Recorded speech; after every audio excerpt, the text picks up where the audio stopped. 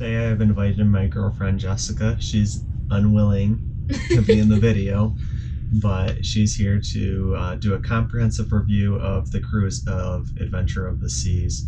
And we're going to start off with talking about the ship, the overall feel, and the flow and the architecture kind of the ship.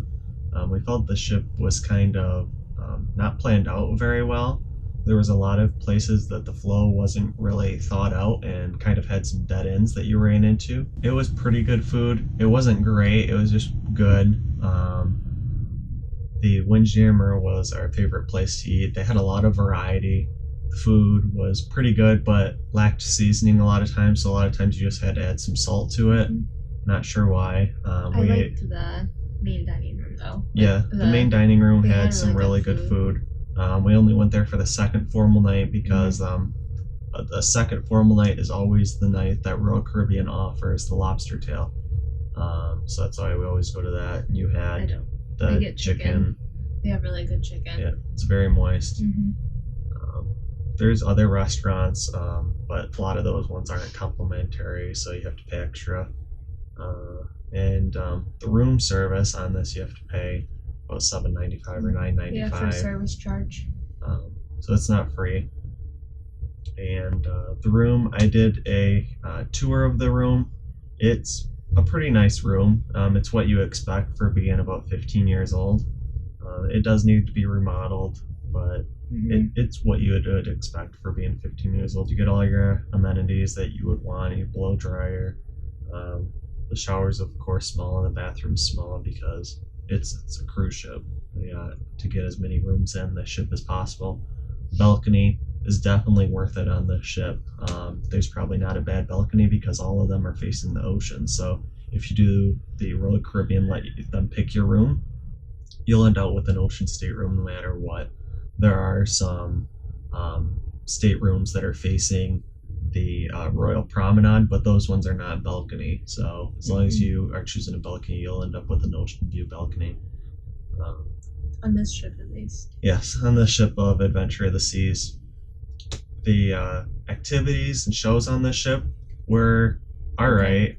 We went and saw the ice skating show. The ones we went to were good, but there were not that many that we wanted to go to this time. Yeah, there's some contests, belly flop contests, there's karaoke, all the general stuff that is on all the rest of the ships. Went and saw the ice skating show. That was just okay. Yeah, and saw a couple of the shows in the Lyric Theater. Yep, they have a singer here that sings Adele, and she's really good. Almost Amy sounds Jo, identical. her name is. Yep. So I'll make a video, and I'll take the videos that you've recorded on your iPhone and put them in another video if people want to listen to that. And I also filmed the belly flop contest. If anybody wants to see that, look for that video to be posted up. Yeah, it's always a good one to go see. I think that's all the really video activities we went to. We're gonna go listen to a comedian tonight. They had a couple other comedians, I think, too. And then we went to the marriage game show. Love and Marriage. Love and Marriage game show. That was really funny. That one's always really funny to go see. And The Quest. We wanted to go see that, but we never did. That one's really late at night though, so we didn't go to that. The facilities here, like the pools, there isn't many public bathrooms just around the ship, so a lot of times we just ended up going back to the stateroom to use the bathroom. The solarium was just remodeled this year, so that's pretty nice. There's 2 hot tubs up there and a pool.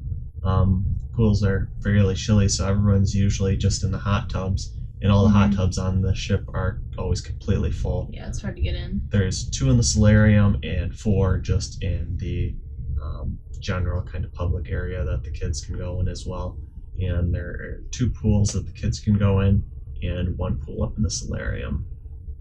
And the staff and customer service on the ship was pretty good.